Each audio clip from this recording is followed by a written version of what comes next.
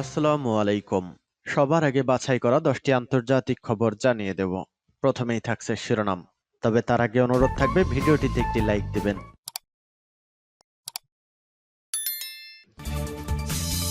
পৃথিবী এখন তৃতীয় বিশ্বযুদ্ধের দ্বার প্রান্তে। জানিয়ে দেব হাতে থাকা সর্বশেষ আপডেট আন্তর্জাতিক সংবাদ। প্রথমেই সংবাদ শিরোনাম। ফিলিস্তিনকে রাষ্ট্র হিসেবে স্বীকৃতি দেওয়ার প্রভাব কি হতে পারে। এরপর জানিয়ে দিব নির্বাচনের আগে 78 এমপির পদত্যাগ, বিপাকে ঋষি সুনাক। আরও জানিয়ে দিব উত্তর কোরিয়া সীমান্তে গোয়েন্দা তৎপরতা বাড়িয়েছে যুক্তরাষ্ট্র ও দক্ষিণ কোরিয়া।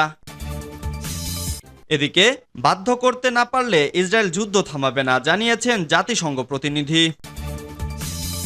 এরপর জানিয়ে দিব দ্বিতীয় বিশ্বযুদ্ধের বিমান বিধ্বস্ত, পাইলট নিহত। সর্বশেষ জানিয়ে দিব মিয়ানমারে রোহিঙ্গাদের ওপর নতুন করে নৃশংসতা চলছে। এতক্ষণ শুনছিলেন সংবাদ শিরোনাম, এবারে বিস্তারিত। তবে অনুরোধ থাকবে ভিডিওটিতে একটি লাইক করবেন এবং কমেন্ট করে জানিয়ে দিবেন কোথা থেকে আপনি আমাদের এই ভিডিওটি দেখছেন। ফিলিস্তিনকে রাষ্ট্র হিসেবে স্বীকৃতি দেওয়ার প্রভাব কি হতে পারে। গত কয়েক মাস গাজায় সংঘাত ও মানুষের দুর্ভোগ অব্যাহত রয়েছে। সেই সাথে গাজার পশ্চিম তীরেও ক্রমশ সহিংসতা বৃদ্ধি পাচ্ছে।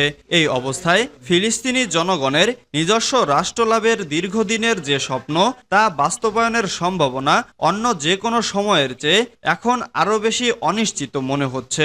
একাধিক ইউরোপীয়ন দেশের ফিলিস্তিন রাষ্ট্রের অস্তিত্বকে আনুষ্ঠানিকভাবে স্বীকৃতি দেওয়ার সিদ্ধান্ত এই বাস্তবতাকে উপেক্ষা করতে পারবে না যে এটি করার জন্য আরও অনেক প্রতিকূল পথ পাড়ি দিতে হবে।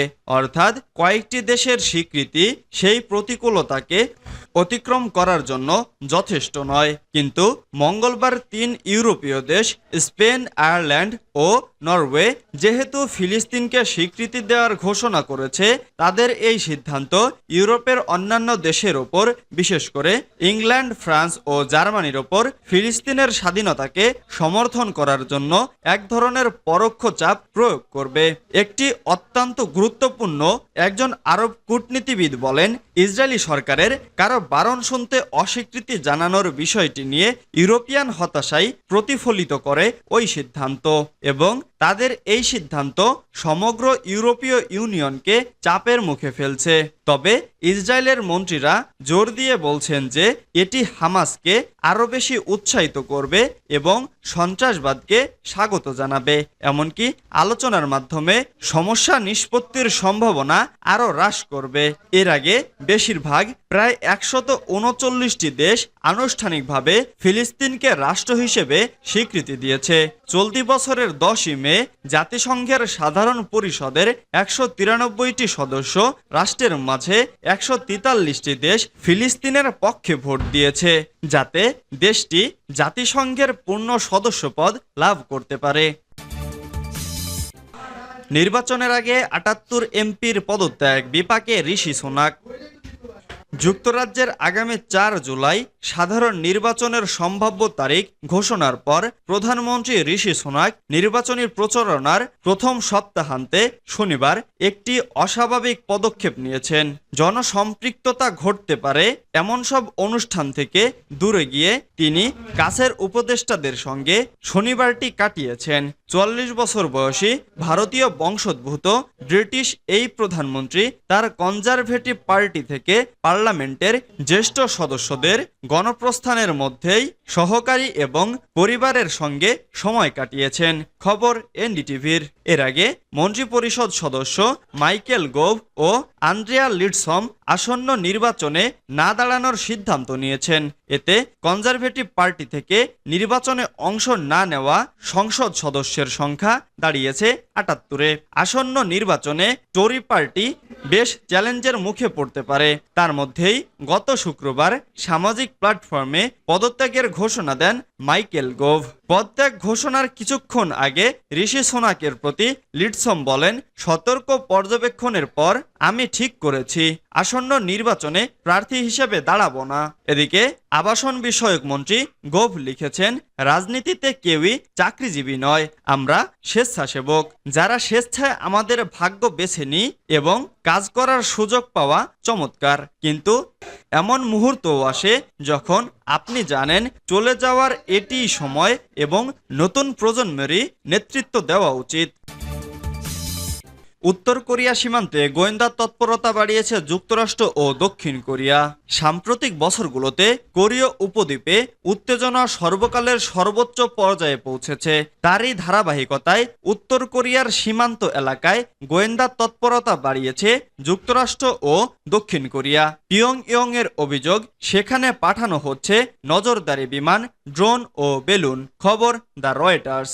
উত্তর কোরিয়ার রাষ্ট্রীয় বার্তা সংস্থা KCNA প্রকাশিত এক বিবৃতিতে দেশটির প্রতিরক্ষা মন্ত্রী কিম গ্যাং ইল বলেন, কোরীয় উপদ্বীপ লক্ষ্য করে বারবারই টহল দিচ্ছে গোয়েন্দা বিমান ও ড্রোন, সীমান্ত লঙ্ঘন করছে নজরদারি বেলুন, যা পিয়ংইয়ং এর সার্বভৌমত্বের জন্য হুমকি স্বরূপ। অভিযোগ করা হয়, সমুদ্র সীমানাতেও বাড়তি তৎপরতা দেখাচ্ছে সিউলের নৌবাহিনী ও কোস্টগার্ড। বাধ্য করতে না পারলে ইসরায়েল যুদ্ধ থামাবে না, জানিয়েছেন জাতিসংঘ প্রতিনিধি।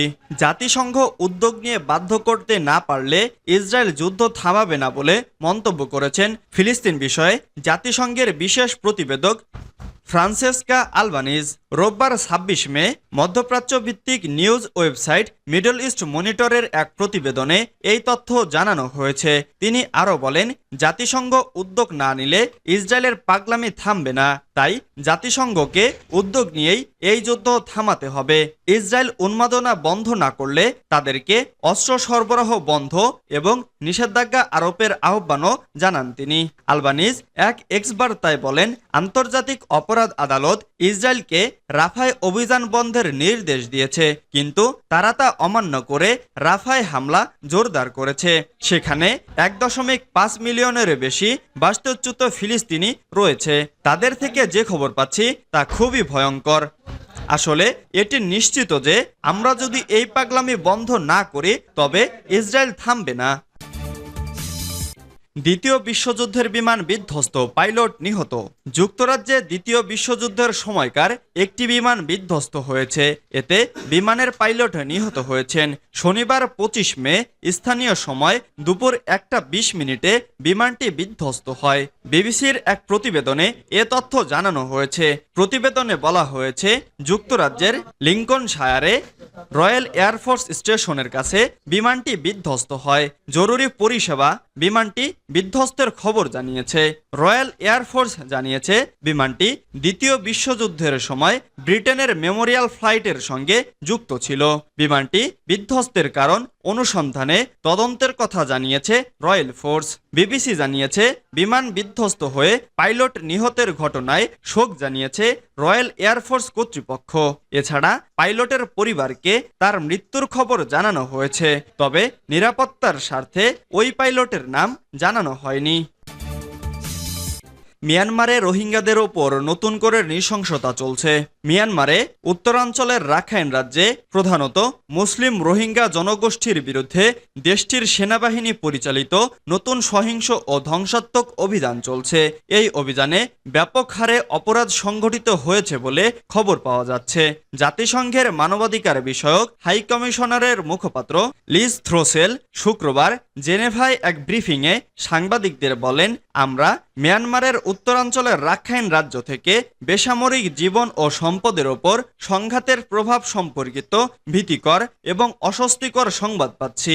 তিনি বলেন, সবচেয়ে গুরুতর কিছু অভিযোগের মধ্যে রয়েছে রোহিঙ্গা বেসামরিক নাগরিকদের হত্যা এবং তাদের সম্পত্তি পোড়ানোর ঘটনা। তিনি আরও জানান, আর সাম্প্রতিক দিনগুলোতে পুথিডং ও মংডু শহর থেকে যুদ্ধের কারণে হাজার হাজার বেসামরিক মানুষ বাস্তুচ্যুত হয়েছে।